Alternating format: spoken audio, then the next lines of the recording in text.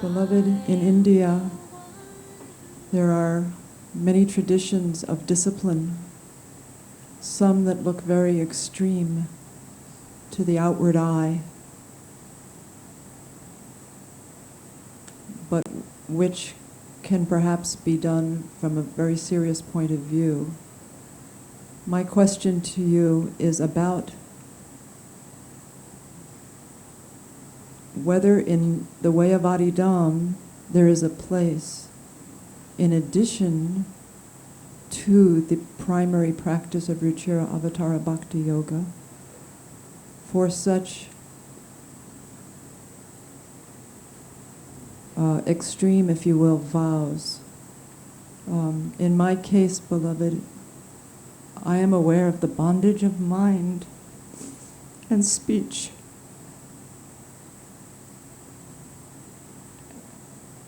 My karmas are not necessarily those of family or other similar things, but my mind, I am bound by mind as a tendency and speech. My question to you is, in addition to the practice of Ruchira Avatara Bhakti Yoga, would it be recommended for me to take on a lifelong vow of mauna in order to... Not of speech, but you can take on a lifelong vow of not thinking.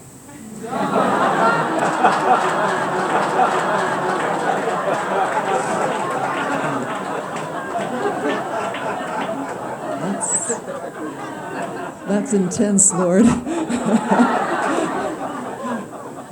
If you'd like to take on this vow, I would. that would be fine, but of course if you fail to fulfill it,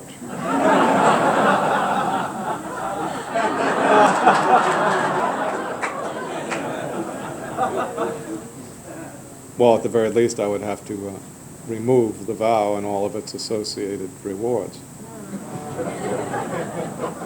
immediately.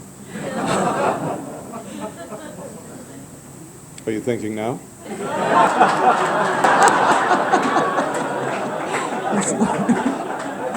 Sorry.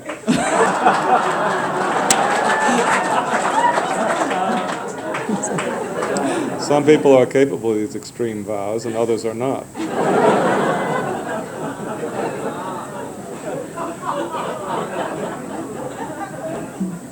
There's nothing extreme about being silent. I'm silent most of the time.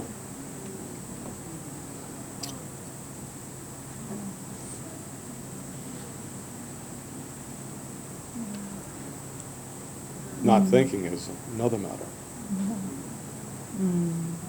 I don't think at all.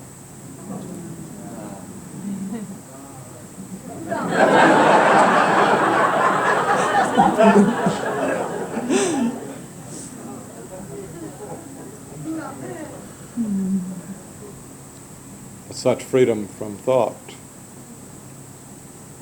is a matter of realization, not of vows.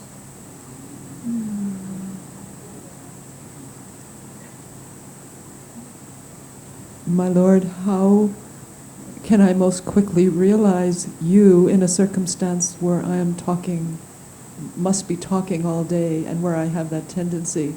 I want to facilitate as best as possible the renunciate life.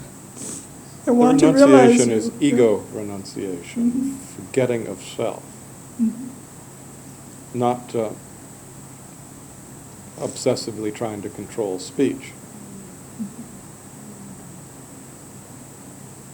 If you're obliged to speak as a professional matter or a duty or whatever, well, so much the worse for you. Yes.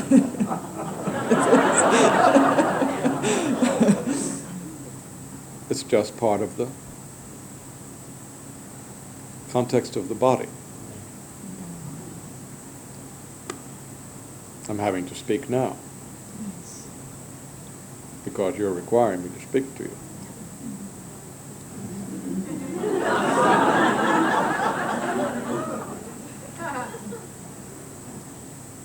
Doesn't mean I'm thinking about anything. I'm not.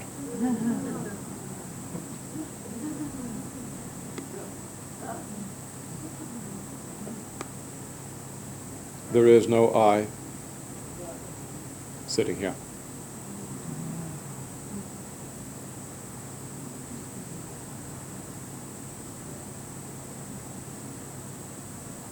No mind. Remarkable. The speech occurs spontaneously in response to what causes it from without.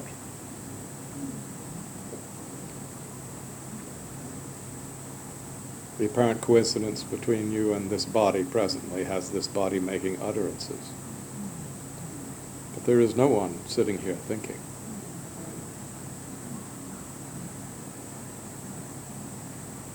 I is a convention of reference I use because that's how sentences are made to make sense.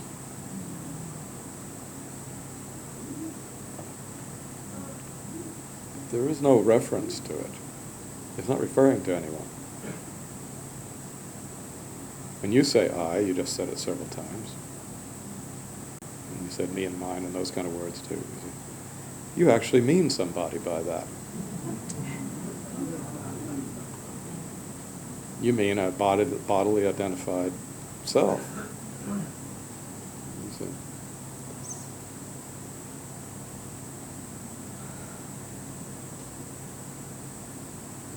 I'm not referring to anybody like that. I'm not doing anything at all. So my mode of appearance here is essentially silent. I just make myself accessible, allow this body to be accessible. This body makes itself accessible. I do nothing.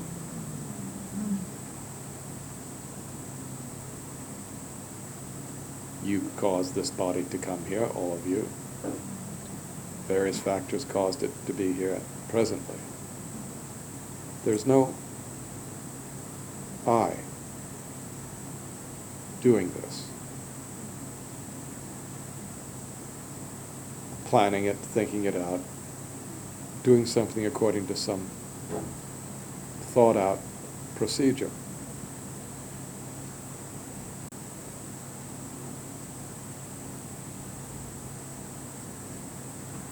I'm not thinking about these words that you are listening to. No one is thinking these words. They're a spontaneous manifestation occurring via this body in conjunction with you all.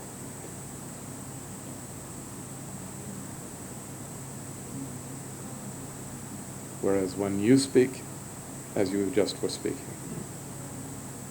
you meant something very concretely by those I references, those reflexive references. A specifically identified, although not altogether defined, nonetheless a somehow conventionally presumed self, a separate self. Somehow or other vaguely being that body-mind, if anybody could possibly say that is a something for real. And it's not possible. When is it ever absolutely the something that it is? In any moment.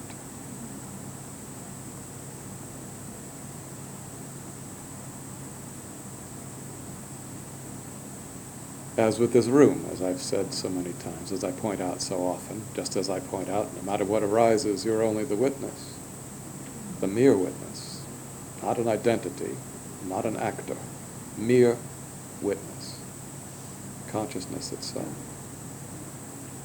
Just so, this room, in any apparent sense we could agree to, exists, and yet not as you are seeing it. That is simply an appearance manufactured by all the apparatus of body, mind, and so on, from a certain fixed present position in time and space. Every other individual sitting in this room is likewise perceiving the room from a different position in time and space. And yet they're all seeing the same room. So what is the actual form of the room? What is the actual form or condition of all objects, all spaces, all others? What is the actual form in which they exist? You see, there are two fundamental dimensions. There is the subject, the who is it, and the object, the what is it. Who is it? No matter what arises, it's only the witness consciousness. Not an I, not a mind, not a separate, active anything, or anyone. Mere witness. Well, what is the room? Any object. It's not as point of view defines it. Not even all the points of view of everyone in this room collectively put together sees the room as a totality, all those views combined. You can't combine them all. Who combines all the points of view of all the people sitting in the room? They only remain themselves. Does anybody see the room? Anybody notice the room here? Is the room being all alone? Nobody knowing it yet? Because the room exists as it is, and therefore as it would be if perceived from every possible point of view. Now that room already exists. And clearly, you can assume it just by noticing. You see it a certain way, somebody else sees it a certain way. You look around, you understand that. You understand there's some kind of a room here that everybody's seeing, but they're all seeing it from some point of view. So that room, however, that exists previous to all those points of view is the actual room. Now, who's seeing that room?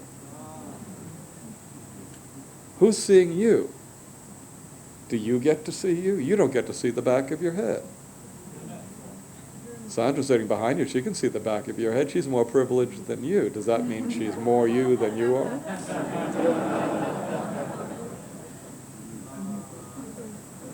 When you say I and you mean you're this body and whatnot, you speak, generally speaking, meaning everyone does, speaks as if they really know what they're talking about.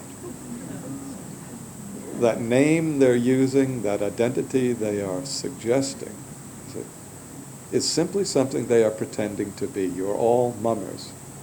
Not a single one of you actually knows that one you say you are. Not a single one of you knows that body-mind you say you are.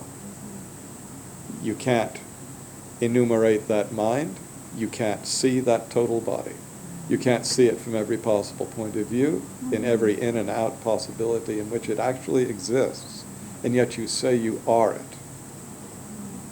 What are you actually claiming to be? What are you actually experiencing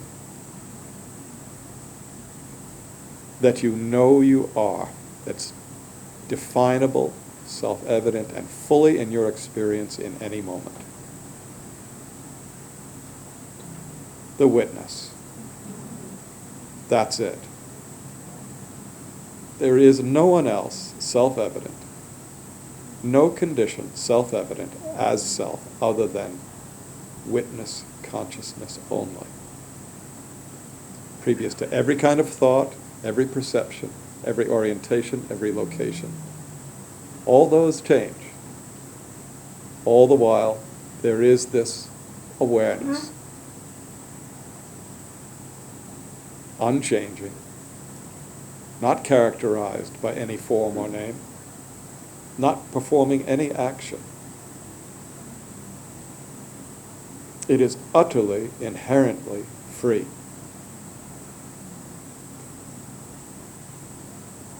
all objects are just apparitions made by point of view. If you understand them, they exist only in the totality of their real space of existence, which is not defined by any point of view nor by countless points of view put together all at once. It is the room as is beyond all perception. It is pure radiance. Conscious light is what is. The bright is what is. It is self-evidently the case. It is all that is. It is the truth. It is reality. It is God. You are God. It is absolute and it is self-evident. It is simply not realized by the ego or from the egoic perspective. That's no small matter, but it's all it is. All this struggling with being that presumed ego then, that presumed self, that separate self identified with a body-mind that you never define, is just a presumption of something you must look like. It's a role. It's an idea. It's an illusion. It's not an actual experience.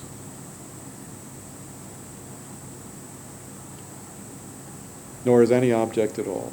Objects are illusions, or mere appearances generated by the operation of point of view. Particularization in time and space. It's always changing. It could vanish instantly.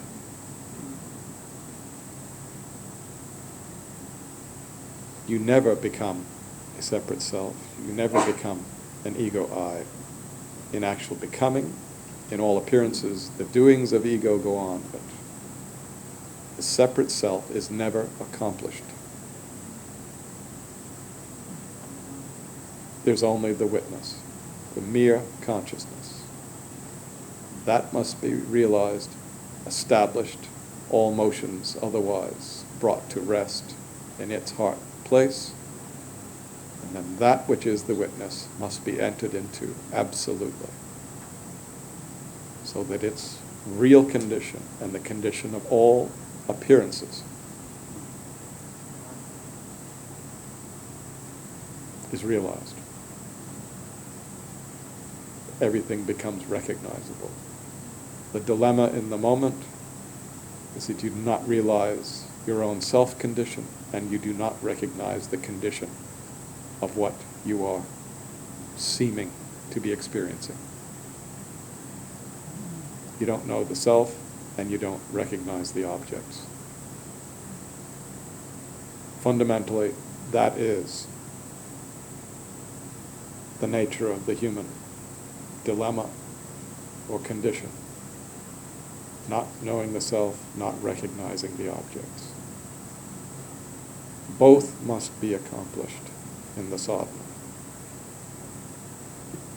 The self-nature cannot merely be assumed as a philosophical motivation or conclusion.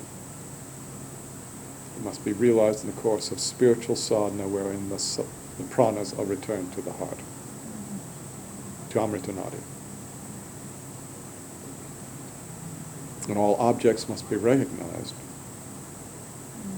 in Amritanadi, in the very self prior to egoity, as that very self prior to egoity. That self is not merely awareness, it is conscious light, it is the bright, the divine. So this way is devotional, spiritual, transcendental, and divine.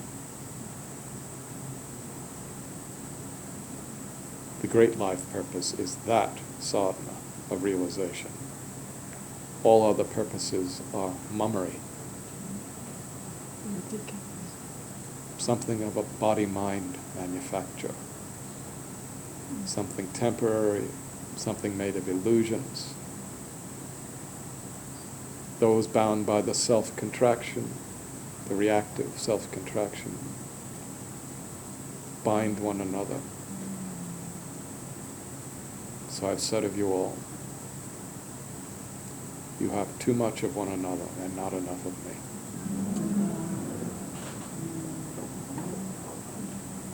You drive one another in courses that only fulfill your illusions or stimulate you in your illusions and lead you into fruitless exercises of life.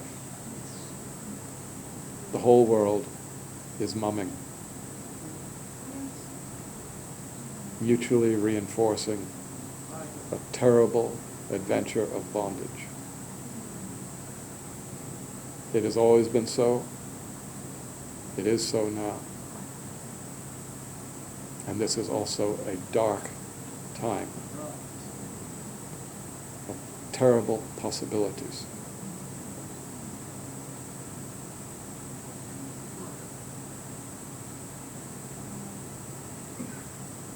Because the collective of mankind is utterly deluded, misleading itself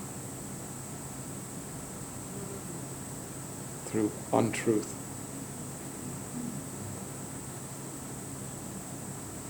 The only truth is reality itself, the truth of reality itself, which is divine,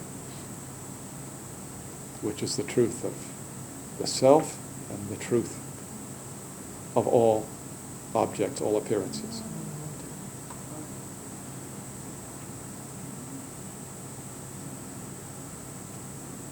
When the truth of the self is realized, it coincides with the truth of all objects recognized. That is perfect enlightenment. The seventh stage process.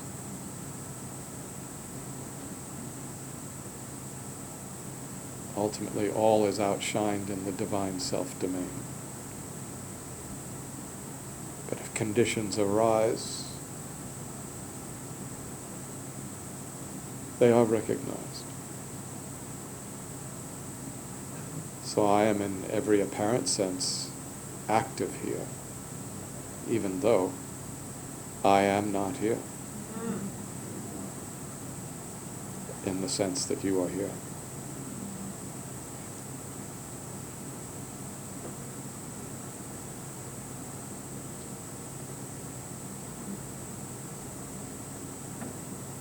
This coincidence, this apparent arising, and the emotions, the actions caused by the association between this apparent body and devotees and the world goes on.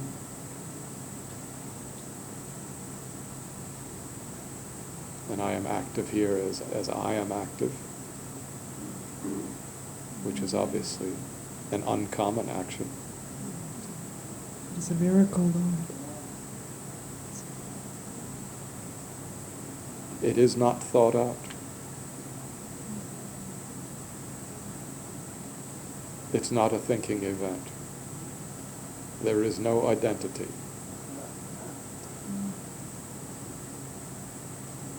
Other than the very self itself. Without a trace of mind.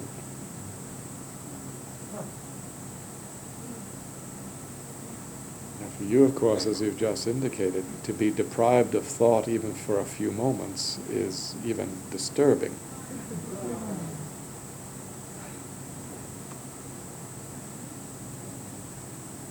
What if there were no thought?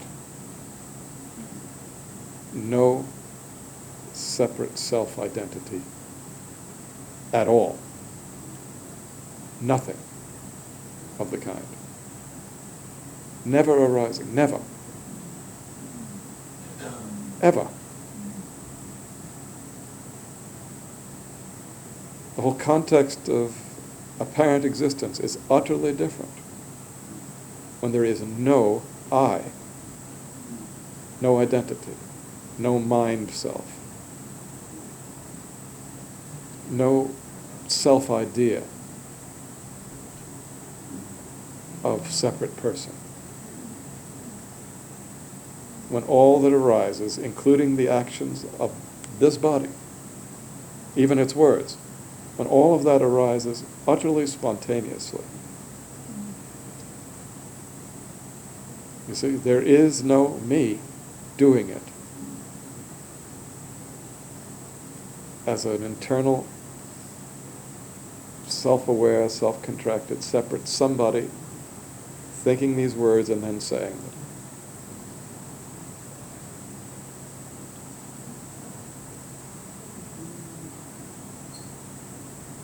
But you imagine that is what's going on in your case. And so you find it to be a problem. Truly, it's not going on in your case any more than it is in mine. You simply don't know it. You haven't realized it in the domain of cosmic happening. The pranas are moving out of the heart into the domain of body-mind. And there's an identity that flows with it, coincides with it. As soon as the moment of perception arises, there's me about it, you see, in your perspective. There's always this named separate self, experiencing that, being that, talking that, thinking that, suffering that, and so on. But it's not so. Obviously not. You always re-notice when I mention it, I presume. No matter what arises, even now, right now, no matter what arises, right now, you're only the witness. Not actively witnessing in the sense of observing or following it, or see, even attention. You are merely the witness consciousness. Not related. Simply that. Right now. Even now. Even then, in a moment where some words start flowing, or some body sensations start arising. The automaticity of the pranas generating body-mind notion of self by name as an identity, you see, is an automaticity that's completely unnecessary, would not occur once there is the establishment in the self condition, the true heart, the root of Amritanadi. When that is just so, then this separate I does not arise or fly out of the heart. It simply doesn't arise.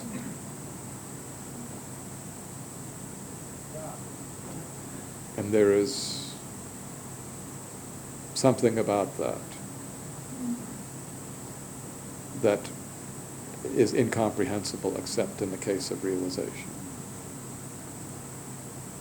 And in fact, if it occurred as a merely mechanical procedure, you would go mad.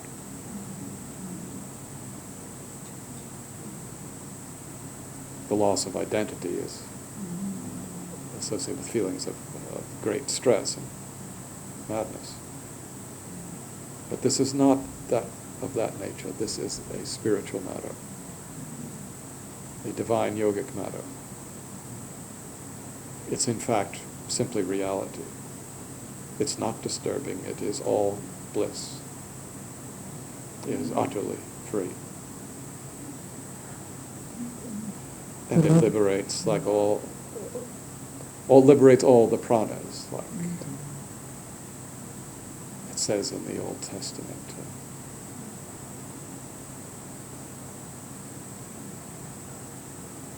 My soul is set free like birds from the snare of fowlers.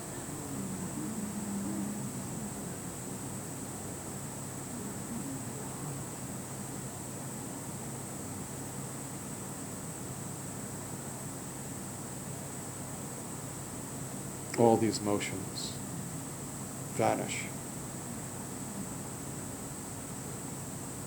And if the world arises, the apparent world arises, it is in the ultimate awakening recognized. That is the seventh stage awakening. Simply recognized, tacitly recognized, without the arising of a separate self. It is all arising, every apparent object, anything arising apparently, is tacitly inherently recognized to be only an apparent modification, non-binding, unnecessary. Nothing but the self itself, its own radiance, which is identical to itself. Conscious light, the bright, is one only. It's not consciousness and light. It's not Shiva and Shakti. It's one only, indivisible, absolute, divine. It's not merely inward. It is all, and transcends all and all. The perfect condition is, for whatever it is worth, I assure you it is. I affirm to you with absolute certainty, it is. God is.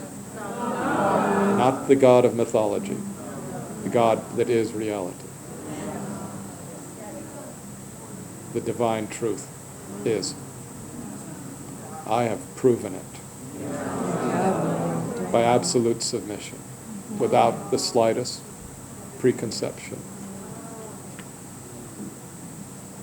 submitting myself to every ordeal and humiliation for its sake, in order to prove it, without a doubt, without an argument. And I have done it.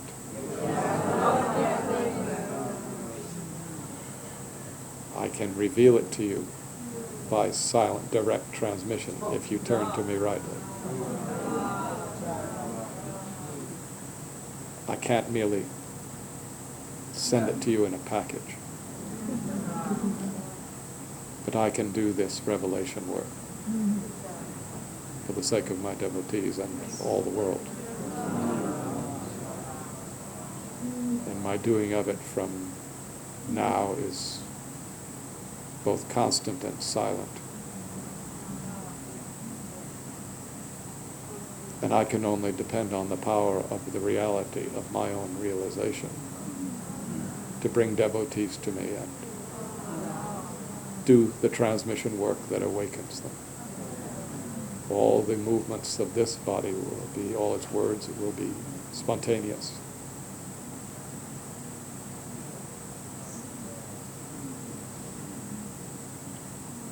So I have come here merely to be accessible.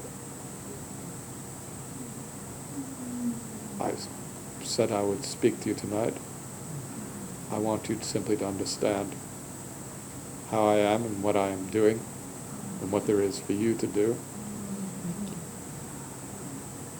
There's no need for a lot of casual conversation with me, as long as you understand the fundamentals that I'm saying to you. Thank you, sir.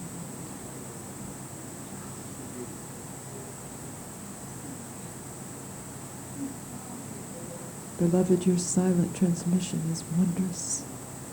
It is the greatest gift. Thank you so much.